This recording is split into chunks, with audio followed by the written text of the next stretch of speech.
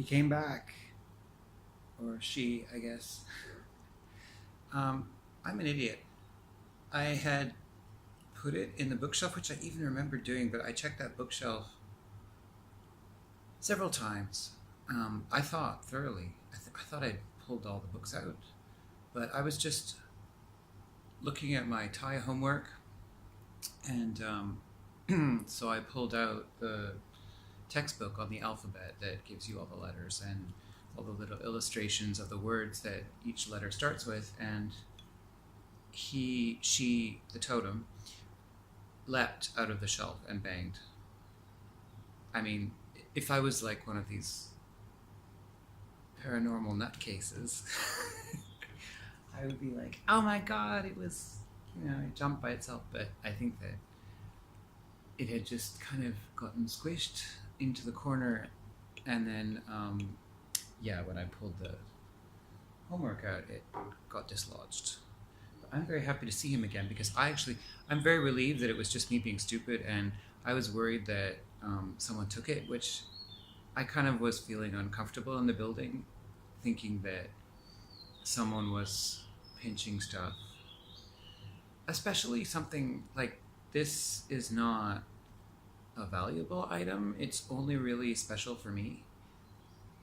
So, kind of like the value that it has to me is completely, I mean, on the one hand, aesthetic, and then on the other, it's just about the significance of how I use it in my ritual. So it was feeling kind of like not good juju that it was gone. So anyway, I'm very happy to see my friend again. And especially since that's like my only statue that I have in here. Someone gave me a statue of Buddha, which I also have. I don't really consider that a pagan idol because it's kind of Buddha was at one time a human being. So I don't really think that pagan ideology includes like, I don't want to say messiahs, but like messengers like that.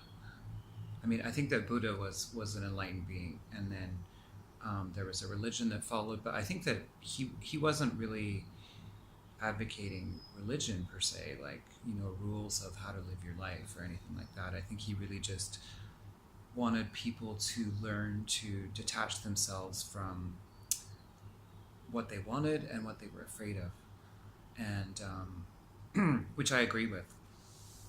I pretty much think that everything that he taught was pretty right on. But and how do I reconcile it with paganism? I have no idea.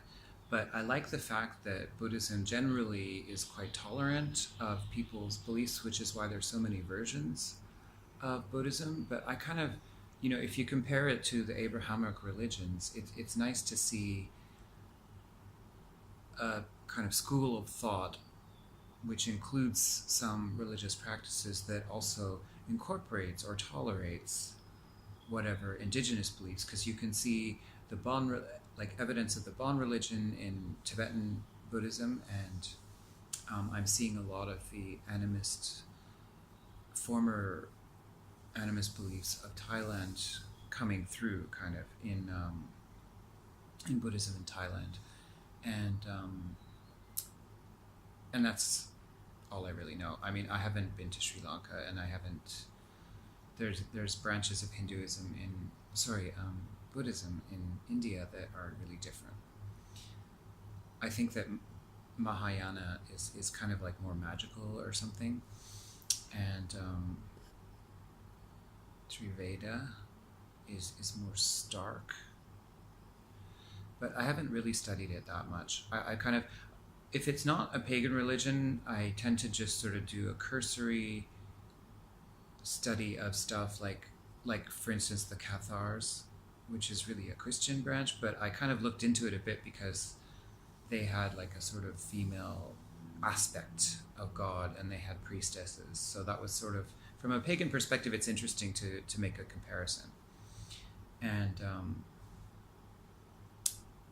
oh, my battery's about to die, so I'm gonna shut this off and upload after I charge. Okay, bye.